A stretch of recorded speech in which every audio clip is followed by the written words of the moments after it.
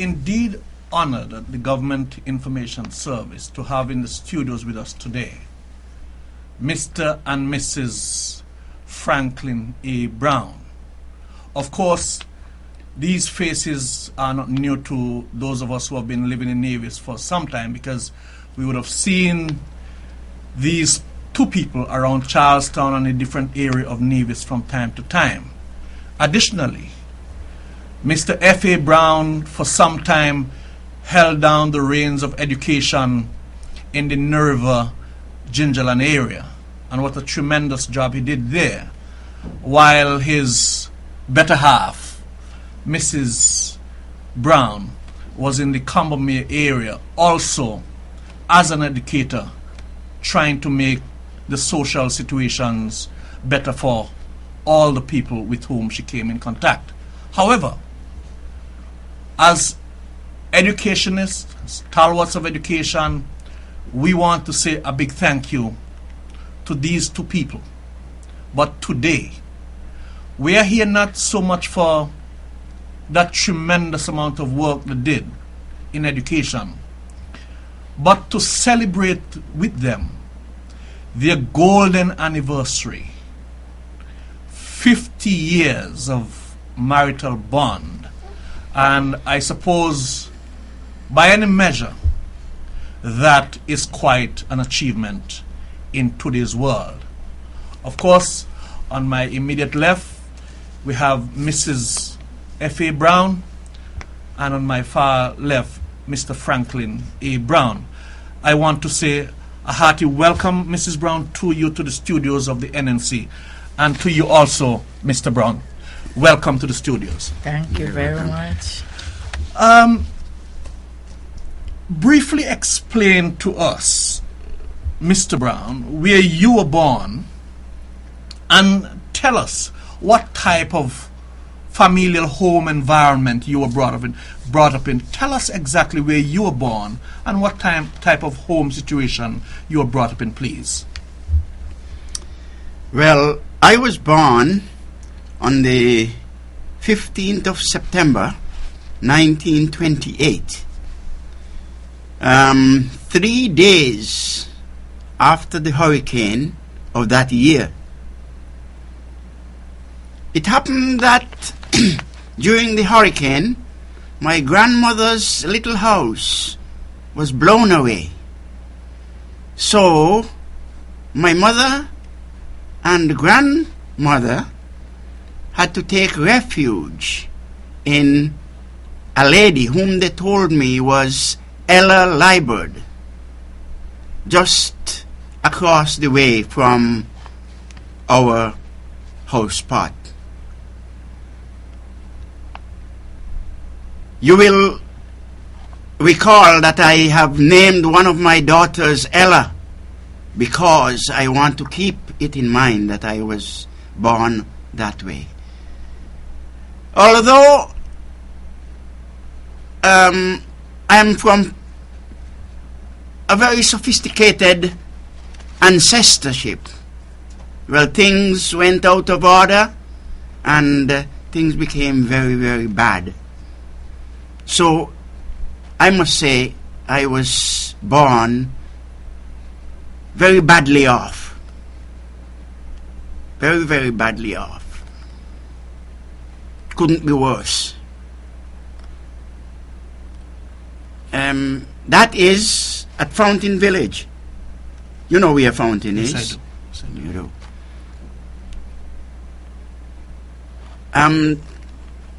Any more? Right you were now? born, I don't think you said the 1928. You were born in 28 in Fountain Village. Were you brought up with both parents, your father and your mother, in those days, Mr. Browne? Oh, no.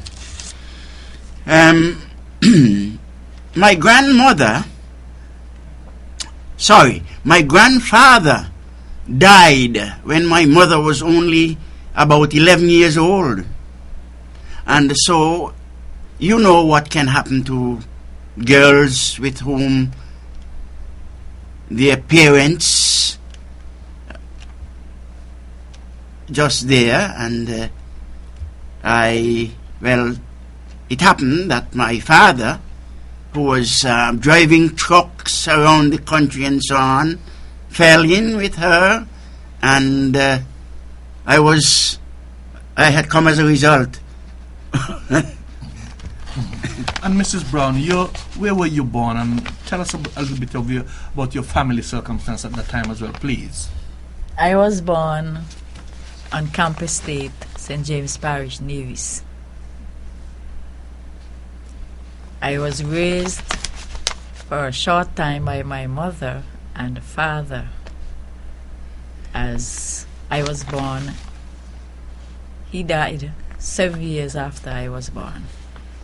So then he left my mother struggling with 8 children. It had 2 younger sisters, and I had 7 siblings in all, 4 sisters and 3 brothers. Life was very good when my father was alive, but he was a businessman. He had estates. He had 2 estates, Shaw's Estate and Camp Estate. But by the time that he bought Camp Estate, he moved from the Fountain area and came to Camps to live, and I was the first one to be born in that house. Camps. Wow. So my older brothers and sisters, they had a luxurious life. But after the death of my dad, things went right down for what it was. There was no jobs in Nevis, and well, of course, he was a businessman, and he had 3 shops, one in Brickhill, one in Newcastle, and one in Camps. But the oldest child, who was a son, he was not very vigilant in the business world, so he took to women and squandered all of my mother's little, what she had. But Daddy didn't die and leave a lot of money, but he left wealth, land, lot of animals, and these 3 shops. But because of bad management, by your eldest brother? Yes, things didn't last too long. But it seems to me, though, that quite apart from what your dear husband, Mr. Browne, said, you of course had what I would call at this point the better life. Yes, right. It is true. Right. It is While true. he was brought up with his young mother, his father was still out there driving around and probably having a good time. Yeah. You seem to have been a little more stable in terms of family life and being financially better off than Mr. Browne's family was at that time. That's true. Wonderful. And so I am getting here that for Mr. Browne, Franklyn Browne, it was a struggle financially, Mr. Browne? It was a struggle, very much so. Up to now, I couldn't understand how my poor mother made it. But in those days, it was burning coals, working in the land. My grandmother used to work for other people, maybe at the rate of 6 pence a day. In those days we had pennies. And but my grandmother had 3 daughters, and I happened to be the first male child born. So they were so glad to see that a boy is born in the family, that in my infant stage I was more or less treated like a little king. Like royalty. Yes. You're treated like royalty. As I intimated very early on, both of you became educators, and legendary at that, in the island of Nevis. What would you attribute, Mrs. Browne, to? Give me 2 reasons that you'd attribute to your own educational success, please. 2 reasons. Well, one, I was very much interested in teaching. In the beginning, I was interested in nursing, but none of my family was in favor, because they begin to tell me all kind of stories about what work the nurses do, and it's degrading. So then I had no choice, because I was young. So then I took to teaching because I loved it. Mhm. I met many obstacles on the way, but because of the love for teaching and the love for humanity, I stuck to the task. Wonderful. And I did my best for the children. And thank God the parents cooperated quite a bit with me. Great. Mr. Browne, what would you say were two of the main reasons for your own educational success?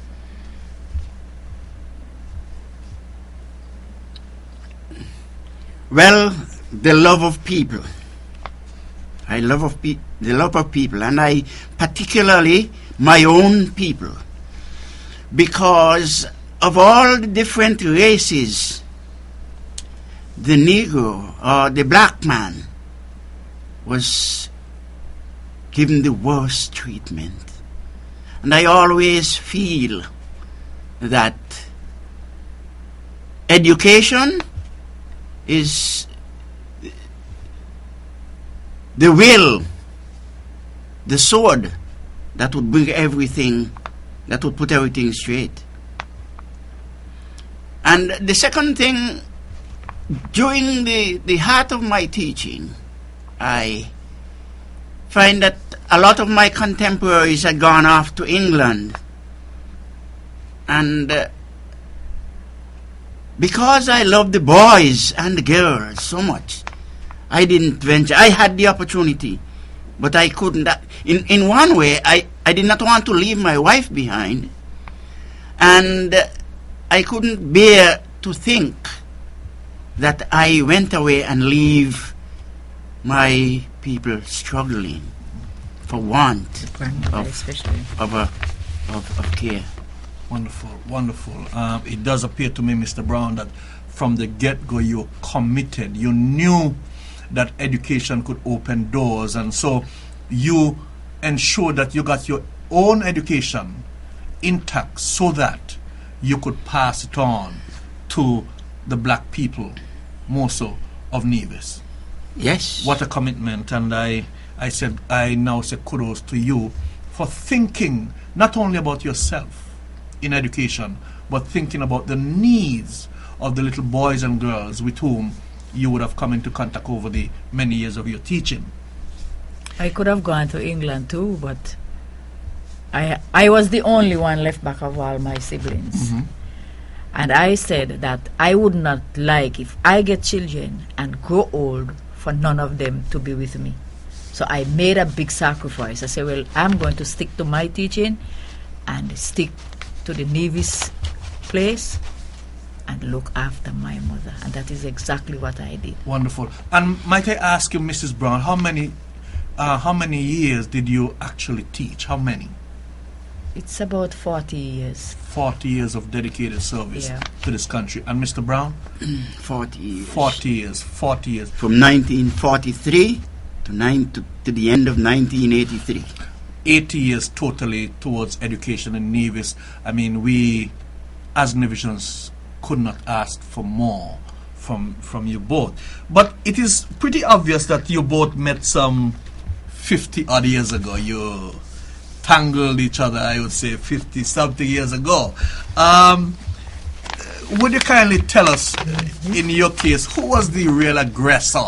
Who was the aggressor? And I also, after you would have answered, I also would like you to tell us what was the response of your parents when they found out that both of you had eyes for each other. Mr. Browne, who was the aggressor in this case? I'm going to tell you this. We had a head teacher at Combermere, Irene Cross. Miss Irene Cross, who used to keep concerts at the end of the year. Now, this lady, this girl I should say, was very active in school life. And I was active myself. We used to have plays, dramatic plays, drama. And she seemed to be the heroine of her story, and I was the hero. I didn't know, and probably she didn't know either, but I was eyeing her And at the same time, I believe that she was eyeing me. Because we did our part so well and always getting compliments from people and so on and so forth. So, yes, I was eyeing her. I started to teach at the age of 14. Imagine, pupil teacher. And I passed the first year exam, the second year exam, the third year exam, and that brought me to I think when I was the third year, she started to teach. And so now we would eye each other from behind the blackboard, you know. And so it is that we drew nearer and nearer and nearer, and until we begin to take walks together and so forth. But there must have been a point where somebody said, "Hey, Lorraine, I love you," or "Hey, Franklyn, I love you." I want to know which one of you broke the ice. There must have been an aggressor. I did. You did? Yes. I expected that, Mr. Brown. I expected that. I expected that. Now, would you kindly, Mrs. Browne, tell us, when this situation started to become the public's attention, how did your own mother or your father then? Yeah, your father had died when you were 7, you know. So how did your mother behave when here comes Franklyn Browne from Fountain and you from Camps Estate? You see, it makes some difference here because Franklyn Browne was coming from a little piece of land up there in Fountain with a little house put together by his dear mother and his grandmother, but you were on an estate down in Camps. How did your people react when this poor boy seemed to have been making advances at you? They didn't like it, to be honest. Okay. You know, they kept saying he doesn't suit me because he's a poor little boy, and he has his other, because he had 7 siblings as well. Okay. So he said, well, she figured that, well, having the 7 siblings and he's the first one, he will have to work for them, because at that time his mother was married, you know. So from that point of view, she felt that Franklyn was not capable enough to see to me. But as the years went on, because it was a lot of years passed where we didn't jump in too quickly to get into trouble. So a lot of years passed and she kept telling me the same story. But after she heard how brilliant he was and passing the exams, well, she sort of came in, you know, and accepted him. During all of this, your mother was not behaving too positively. What was your own take on the situation between you and Franklyn? Oh, I was very adamant in having him, so I wasn't taking on anybody. You know, even my bigger sisters and brothers, they used to ridicule me as well, but I never rude to them or anything. I just played it cool. But then he knew better, because you know, when we have our things were happening. Things were happening. Things were happening between both of you. Wonderful. Now, Mr. Browne, could you give me your side? Because here is this little poor boy coming down from Fountain to land on an estate. What did your mother or grandmother think of you? Did they think that you were stepping out of your boundary? How did they react? Your parents? I think my mother loved her very much. But what convinced me, finally, when my mother died in 1949, and she, in spite of everything, was by my side, that was the most grievous part of my life, I must say. Then I decided, this will be the wife. And what a wonderful choice, and what a wonderful decision. Yes. On hindsight, I suppose, Mr. Browne, you will now be saying and saying again and again, you made the right decision back then.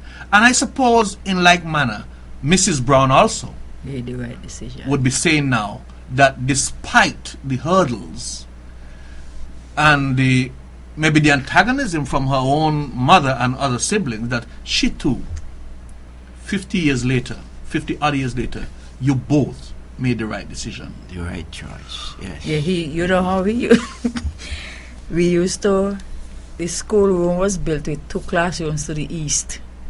And there was a window that was divided. Mm-hmm. One half in this classroom and one half in the other classroom. And when he was first eyeing me, every afternoon when I going home, he would come to the window. Wonderful. That was his way of letting you know, I am here. I am here. Wonderful, Mr. Browne. I like this aggression in you, man. I mean, Up to the other day, I told him about yes, it. wonderful. I mean, you guys must have many, many stories to look back on. Yeah, Many. you know, sometimes when things were not so good and we had a little falling out and so on, and I would do things like this. Yes. And she understood. Stupid mouth. She understood. She But understood. I think we got along so well. Yes. Another So, story. One afternoon we planned to go cycling. At the time he's at Whitehall and I'm at Combermere. Mhm. And we planned to meet like 4 o'clock. I rode on, and when I reached the hill before you go over to go to the school, I met 2 teachers there, Alfred Browne and Edward Griffin. And just as they saw me, they started laughing. I said, something is up. Right. I said, well, why they should laugh? So I asked them if the school is closed, and they said yes. And I asked nothing else more than I continued riding. Mhm. And I rode, and when I reached, in those days, I don't know if you know, you had 2 roads leading to Butlers. I'm One not quite going. certain. Okay. Well, where the prison farm is, Of that course. road. Yes, Well, that sure. was a good, nice road Okay. leading, and it carries you right up to the head of Butlers. Right. Right. And there was the other ordinary one on the main road. And when I reached up there, I saw one of the men who work on the estate to look after the animals. So I said, Leonard, good afternoon. Have you seen Teacher Franklyn for the afternoon? He said, yes, I see him. I said, where he gone? He said, he went that way, meaning the road to the prison Another farm. road, yeah. And when I got to the head of the road, well, it has a turn, so you have to turn. Mhm. And would you believe, just before we entered the village, he was there with another girl. Wow. And all I said to him, good afternoon, Mr. Browne. And I Yes. turned back home. Yes. And I went home the night and I wrote him 1 letter. Tell him have nothing to do with me. And let him give the reply. Yes. Mr. Browne, how did you manage that situation? You were caught red-handed. Yes. You were caught red-handed, and she said, no more. Because it does appear to me that there was a date. There was Yes. a date. You both were to go riding, cycling that Yeah, afternoon. we were to go and you cycling. decided you were going to break that contract, Yes. and you were caught. Yes, I was a bit naughty. But she couldn't stand it either. So several months afterwards, 9 months. we were coming home. We were traveling by truck from It was Mrs. Flaherty's Mrs. send-off. O'Flaherty's retirement. Okay. And I had Okay. a poem to recite that night. Right. And he was so intrigued with me with the poem that things begin to happen again. But before that, tell them about the letter that you wrote me and the little verse. Oh yes, I wrote her a letter, and After I Saying wrote that you're him, sorry. You admitted Yes. that you were wrong. the last lines were, what were they And again? so we end the friendship Oh yes, and so we end the friendship forever and a day. For there is not a joy the world can give like that it takes away. That broke her up, so Yes. she had to return. Wonderful. Yes. So, as it were, I'm seeing Oh, here, dear me. because of your own naughty behavior, Mr. Browne, because we're not going to call it anything else. Yes. Both of you were suffering. You needed her, and in like manner, she needed you, and both were suffering. But those lines, that was the straw that broke the camel's back. Yes. Wonderful. Mr. Browne. Let me tell you how we met the night. We were coming home on Maynard truck, and there was a middle bench in those days, one over there Yes, in the sure. middle. Yeah. And when I got to the truck, people going to fill up the two side benches because the middle bench is not so comfortable. Right, it wobbles. You're right. Right. So I happened to squeeze in because I was very tiny, right up to the head of the truck. And when I got to the head of the truck, my knees were facing his knees. That time, no light in the truck, so you cannot see. And there was a gentleman sitting by him. We used to call him Clean Hands. He was a Richardson from Anguilla and got married to one of our teachers, one of the Suttons. Okay. She was Walwyn before. So the truck driving and going along. Everybody in the truck. The man say, "Oye, all who got ear for here, listen. To all fire stick catch up and them are burn very bright." See you and Mr. Yes! Yes. Was he touching your knees? I mean, you were close. Mr. Browne, I suppose, might have been reaching across and touching your knees in the dark, I mean, here you are closer, son, and he was going to let you know, well, I'm here. Yeah. Yeah, touching your That knees. is exactly what he did. Right. I could imagine. And then when I reached home now, this was the climax part of it. He wouldn't let me go because the truck was belonging to my cousin Bose, isn't it? Yes. So a man named Ebenezer France used to drive it, and he usually takes up the truck and then bring it back down. Then the owner of the truck would carry him back home. So I took the chance now to go up with him, and the man turned up to the head of Mount Lily, and there's where he dropped off. But he would not let you go. No. So I came back down on the truck alone, Yes. and then he went his way. Wonderful. It seemed to me that it was love, but it fought. Love fought along the way. Exactly. Love fought. Now, Mr. Browne, we've all heard that in the good old days, the male partner had to, as they would say, write a letter to the parents of his fiance. What was your experience? Or that they had to go in the land of the parents of the fiancé and do some kind of manual task, and so you had to write in for the hand of your wife, or you had to go and perform some manual task. What was your experience? Well, my experience was writing in. You wrote in. Yeah, I wrote in. Could you tell us, what did you say? Because I've never seen such a letter, and I suppose those are things of the past. What did you tell her mother? Well, I told her that I have fallen in love with a beautiful daughter, and I hope I will be, as it were, accepted, and I promise that it wouldn't be too long before I should take her hand in marriage. And I was accepted. The reply came back, and so we went. Okay. So you wrote that lovely letter saying of your plans and you're in love, and then you did get a response from Mrs. Henry to say, yes, indeed, you can have my daughter's hand in marriage. Sure. Such a wonderful story, Mr. Browne. Such a wonderful story. It's a pity that we bulldoze our way over the ladies these days and not go through such, wonderful roots. I think it's the age. The culture has changed dramatically.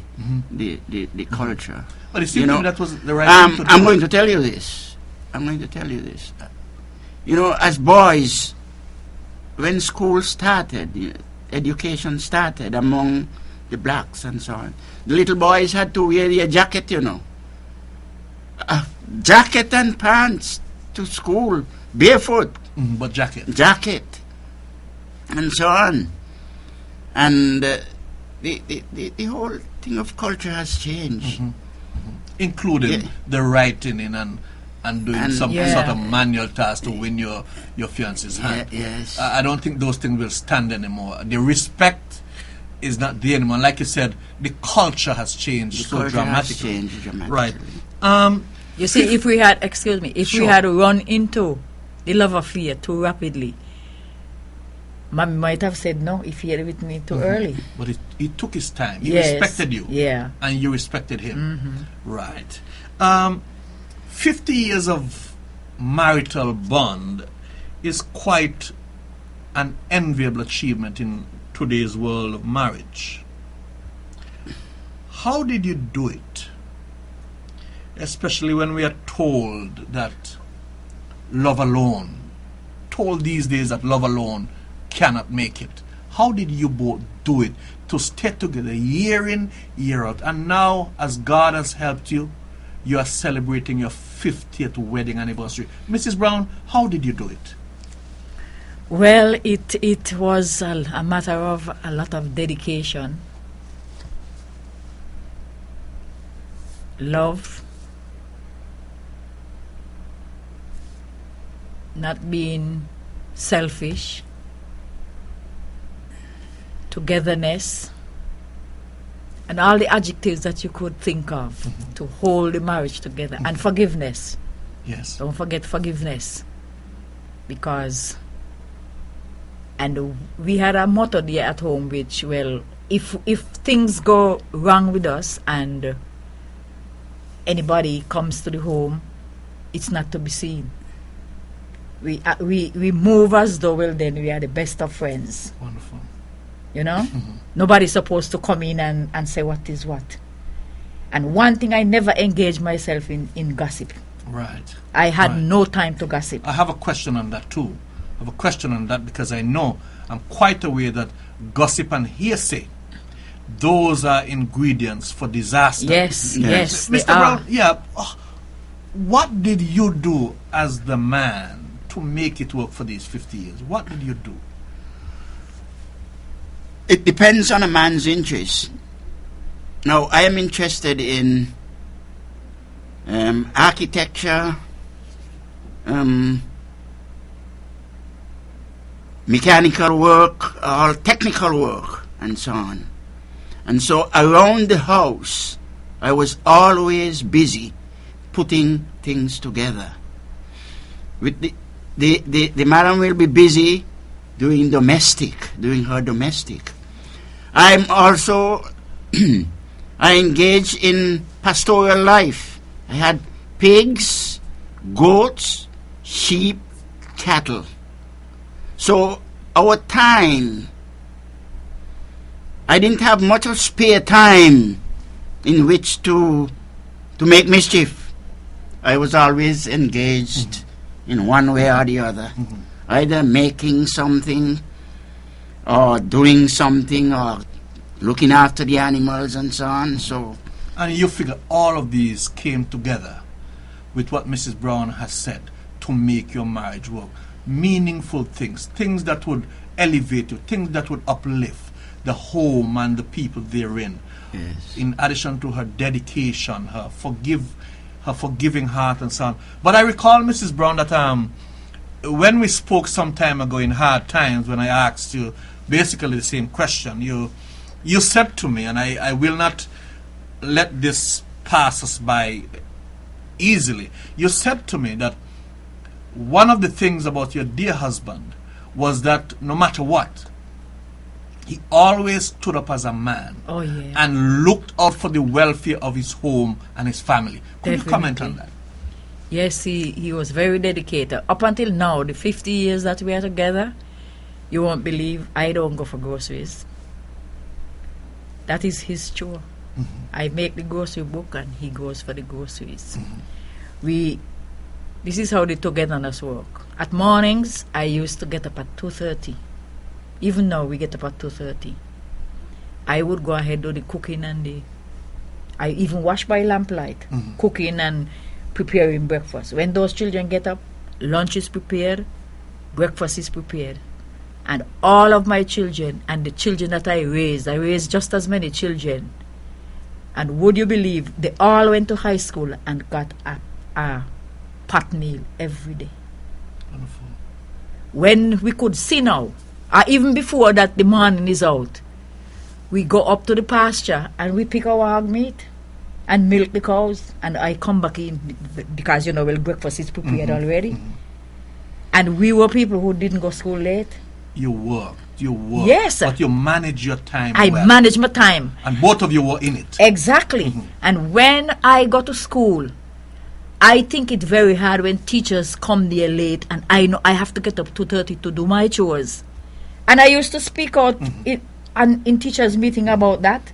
I wouldn't have them come there and sign wrong time when I know I have to work so hard and get here on time. Right. And everything that we used to do, we do it together. Together. He even used to fix our shoes when they were tacking and so. And you sewed the clothes. Oh yes, you I was a told me you seamstress. Yes, sewed everything for the garment, children. up to recently, I sewed a skirt for Vita. Yeah, Right. I used to make all the clothes, even Roger. When he was little, I make his little elastic pant and his shirt. Is when he started to wear tailor clothes now. Well, I couldn't manage that. It seems to me that I was told a long time ago that the devil finds work for idle hands. Exactly. And it seems to me that your hands were always busy for your home and family and each other. Exactly. And the school. And the school in which you were. Yes. Right, Yeah. and the school and the children for whom you had all this respect and wanting to see them get along. Mr. Browne, I must take you back a little though, that you during the courtship, as Mrs. Browne has said, in that one instance you had proved, and to use your own word, a little naughty when the date was there for riding and you went elsewhere and she found out exactly where you were. But did you cut all that naughtiness during these 50 years, or did you step out of line or what, or you managed to cover your tracks well? Because we need to know. Were you a good boy throughout?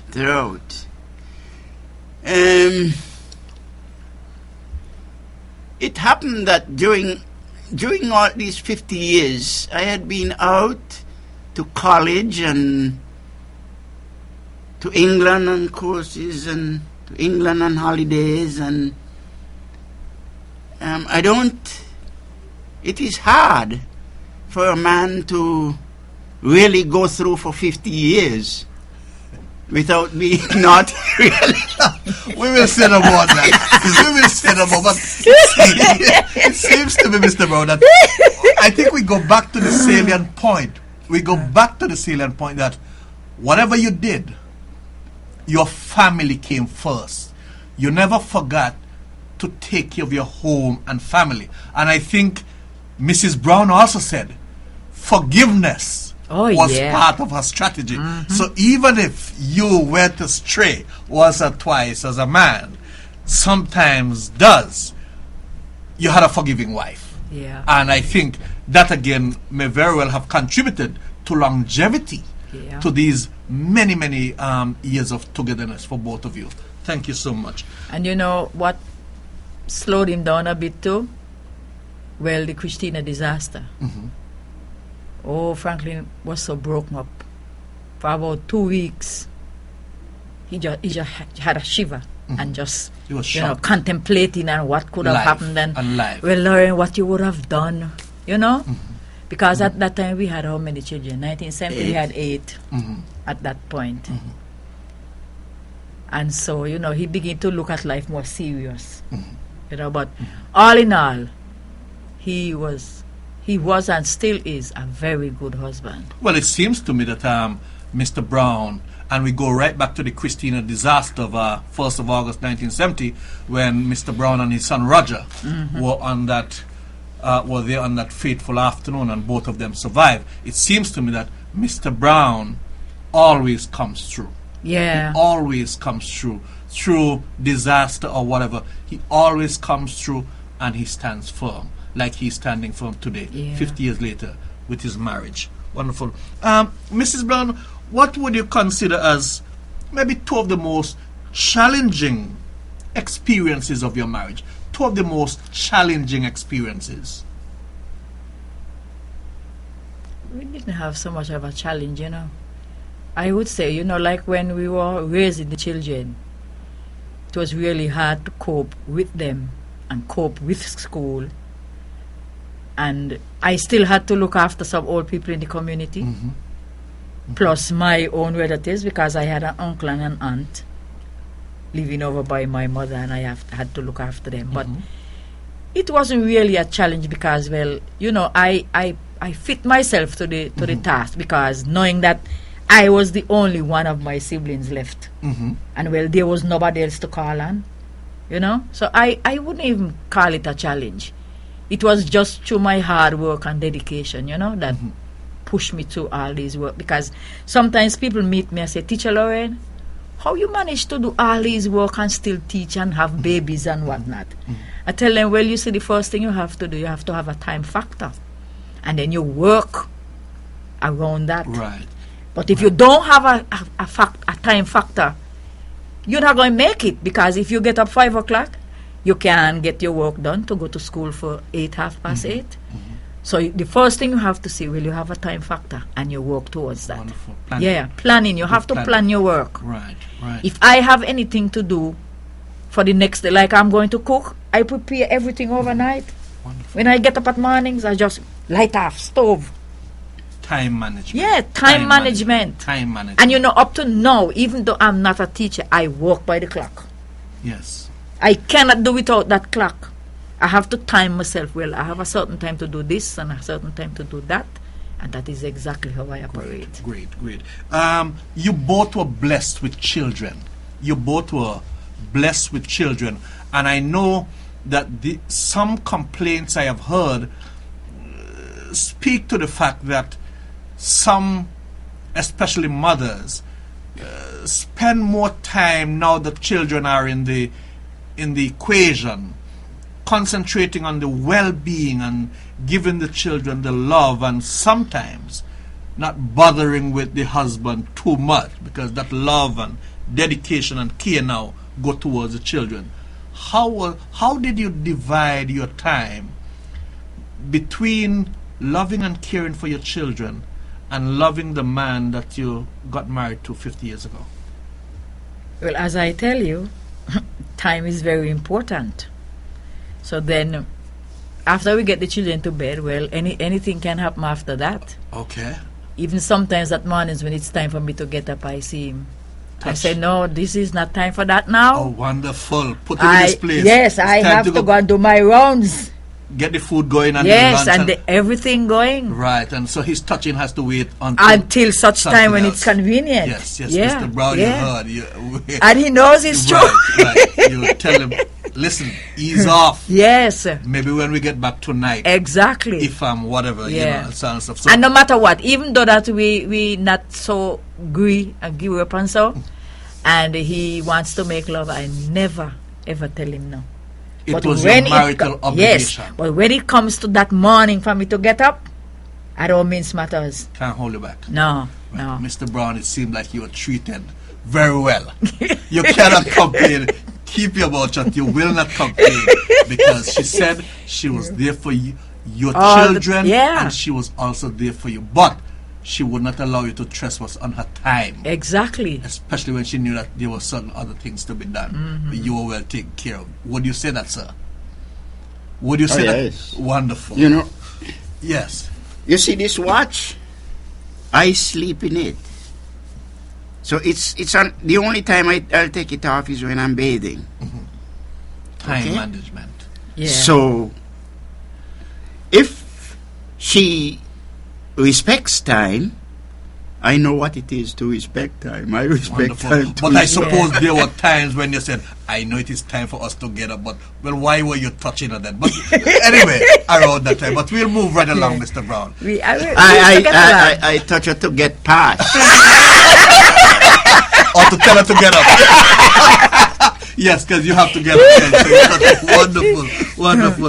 We used to go to the land every Sunday with those children, you know. Yes. Every Sunday we used to pack up that car Through the And land. he drive us to the land. Wonderful. Yeah. Good part of Yeah, the whole mix, you know, man. yeah. Good part of it, family life. Family life. Right. Because the children, it came a time when they look forward to that Sunday. Yes, Sunday going out. Yeah. We're going outing, man. We're going outing. Would you say that prayer and religion and things spiritual played any role in your marriage? Oh, And yes. how did you deal with the hearsay and gossip? Yes, I have this question. Spiritual thing, did it impact on your marriage? Oh, yes, yes.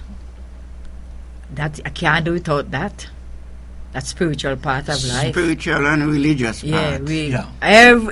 every Sunday We do not God listen send. to gossip. I go to church. We do And as soon as I come from maternity leave, I have 2 months at home. I baptize my babies at 2 months. So, you know, at that time we used to get 2 months maternity leave. I am back out to school. And would you believe it, those children I carry those babies every Sunday with me. To church. And as soon as they start, get of age to go to Sunday school, Sunday school. okay. Roger, them used to tell me, Mother, we can never go back to church again for the balance of our life. We They don't had have too so much church. Yeah. All of them would tell me that because every Sunday you better believe it. You better get on your toes. Yes. One Sunday morning, the devil intervened. Though I in this kitchen preparing breakfast and dinner, calling Roger, calling Ivor. Ivor came to me. I said, "Bobby, is Roger?" Roger outside, and I kept calling Roger, and he kept answering. And I said, "You know what? I going out there with some piece of stick in my hand because this boy is overbearing." And when I got up to him to administer some form of punishment, I said, "Boy, you didn't hear me calling you for the longest while. Why you didn't come to me?" He said, "But Mother, you didn't say come." Okay. I was so ashamed. Yes. He won you on a technicality. Yes, He won you on a technicality. I was so ashamed. I Yeah. just turned back. You called, but you didn't say come. No, I didn't say Yes. come. Yeah, he won you on a technicality. I was so embarrassed. Yes. Yeah. Mother, you called, but you didn't say come. Wonderful. I kept answering you, wanted Yeah. to know, well, what happened? What's the next move? Yes, And you but never you said. didn't say come. Wonderful. Mr. Browne, how did you deal with gossip and hearsay? Because these are destroyers in marriage or in any relationship for that matter. How did you deal with gossip and hearsay? Or I saw Lorraine down the road. Or Lorraine, you didn't know where I saw Mr. Franklyn Browne? I saw him cross the street corner. How did you guys deal with hearsay and gossip in your relationship? We didn't listen to gossip. If somebody came with a story and you couldn't say who and when and what they said exactly, we didn't want to hear. Wonderful. You No. cut it right away. Cut it Cut right it out. right away. out. If you're not coming with the hard facts, calling names and everything, That's forget right. Go it. with your Forget story. it. Go with your story. And you have survived. Even Yes. one night, one day, somebody tell me, you know, I saw Franklyn Browne in Butler's last night, you know. I said, my Franklyn Browne? You didn't see Franklyn Browne. Franklyn Browne was home with Lorraine Browne. Yes. And to think of it, it was one of his children. He had a son before we got married, and he had the car in Butler's. Okay. They only had to see the car. And they would associate it Yes, with with Mr. Browne. Mr. Browne. Yeah. And I tell them, no, Yes. not Franklyn. Right. Franklyn was at home. It is. And even if he go out and socialize, it doesn't really bother me. Right. Because he's coming home. Yes, He's coming home. To no your matter children. what. Even when he used to flirt about, Franklyn never forget his home. Yes. Yes. Never. And he wouldn't give me less attention or anything, so you can easily detect that he playing around. Right. Right. Right. Because that love was always there. He managed well. Yeah, managed- nothing could stop it. Mr. Browne, you managed well. Yes. Kudos to you. You managed well. Now, it is said that our marriage was ordained and sanctioned by God Himself. Marriage is an institution that was ordained by the Master Himself. Mrs. Browne, why are so many marriages crumbling then if it is ordained by God Himself?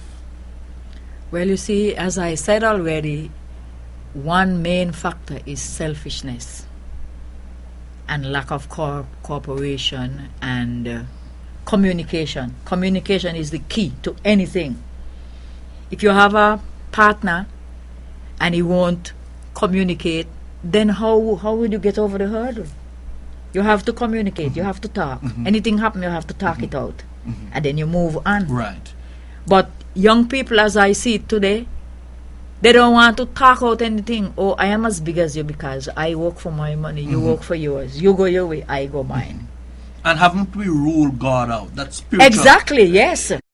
church anymore. We don't believe that, and we question who is God, and this kind of thing. And I figure also that may very well be impacting on the reason that so many marriages are falling apart even before they stand a chance to move forward. That's true. Right. That's true.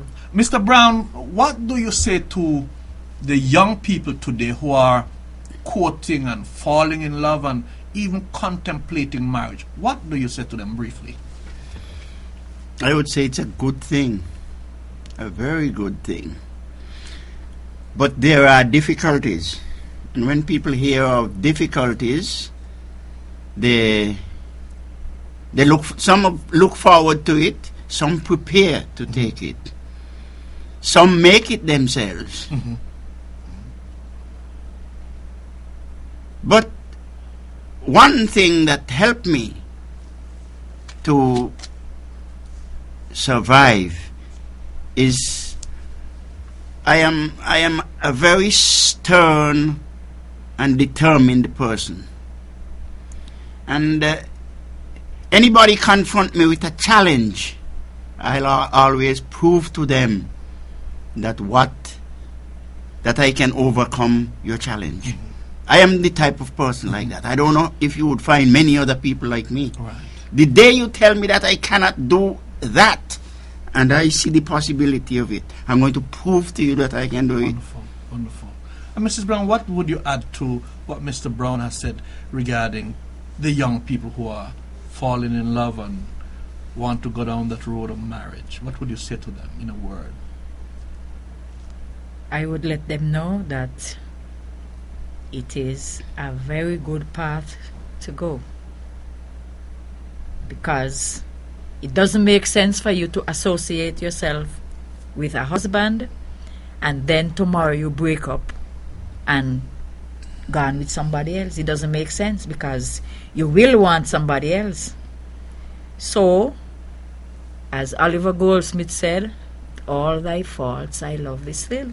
You still continue to love your husband, but you don't break ties because you hear a little story out there. You must have a purpose. Yes, you try and build on that and encouraging him, and don't forget to love him. Yes. Because without that love, everything is just going to fall apart. Wonderful. You must love. You must keep loving. Wonderful. Well put. Because none of us are perfect, and you have to forgive. Loving and forgiving. Yes. Loving and forgiving. 70 times 7? Yeah. Or more? Mm-hmm. Wonderful, wonderful. As we wind this beautiful interview down, Mr. and Mrs. Franklyn A. Browne, I'm going to ask you individually, how would you describe these 50 years of togetherness? And would you do it all over again if you had to? How would you describe these 50 years of marital bond? And would you do it all over again if you had to? The 50 years, I wouldn't tell anybody they were 50 years of roses, because even the minister and his wife have the little tumble down. So I would think it's a good thing to do, and if I had the chance to relive my life, I will surely choose no other man but Franklyn Browne. Wonderful, wonderful, very touching. Because he has always been a tower of strength to me. And I sometimes say, well, like how I didn't have a father, I say, well, he fit right in. You so know? He was even more than a husband. Yes. He was like a father figure in your own life. Yeah. A tower of strength. Mr. Browne, same question. How would you describe these 50 years that you have spent with your dear wife? Oh, and let me finish. Yes, please. Is we had more good days than bad days. So all in all, the good outweighs the bad. So why move from good to go to elsewhere? Doesn't make sense. Wonderful. That's why I stuck to my husband. Yeah. Mr. Browne? One lady in the community, she was our I would say she was like a friend, because she was our schoolmate. Mm-hmm. And like I said, I don't listen to gossip. Somebody came and said that she said that she gave us 6 months to live. That was a challenge. Yes, and that is why one of the things, I had that to the back of my mind. And I say, your words will never come to pass. Mm-hmm. And I had a big sister. And she didn't have good mind. When she heard that I used to give Franklyn my salary and we pooled together, he said, you shouldn't give him. You should have never give him. No, put your money with him. But I never listen to anybody. I have a mind of my own. And I know that it would be better for people to work together than being separated. Right. And that is what I stuck to it. When we were getting 2 pence, I stuck with him. We getting a pound, I still stick with him. And you have And proven even them wrong. Yes, You have proven them wrong. all the time. Up to now, 50 years All later. the time, yes, Right. all the time. Mr. Browne, how would you describe these years with your dear wife? Well, from my very early days, I wanted a family. I lust for a family. And I happened to get one, which I felt was God-given. And get beautiful children. And whatever the matter, I feel, well, it's better to give it all to them than to upset things, and then you are like in the ocean drifting. So my family comes first. The last I have, I give to them. And for my part, I could have nothing. Once your family is okay. Why, once my family is okay? And would you marry this lady again if you had to? I think so. I know so. I will. Wonderful. Ladies and gentlemen, there you've had it. We've been speaking with Mr. and Mrs. Franklyn A. Browne, who this year, 2003, will be celebrating their 50th year of marital bond. What a milestone, what an achievement. And I think it behooves some of us who are looking at this broadcast to take a page out of their book and to find out what kept them together so long. The forgiveness, the communication, the standing up when you had to stand up, taking care of your family first. All these ingredients they have mentioned, and we thank them for leading the way, setting the example in our communities. On behalf of the members of staff of the Government Information Service, I would like to salute Mr. and Mrs. Browne and to congratulate them for being the example. And on my own behalf and family, I would like to take this opportunity also to wish them many more years of happy marriage. And may God continue to bless them real good. Thank you, Mrs. Browne. Thank you too, Mr. Bosso. Thank you, Mr. F.A. Browne. Thank you so much. Thank you.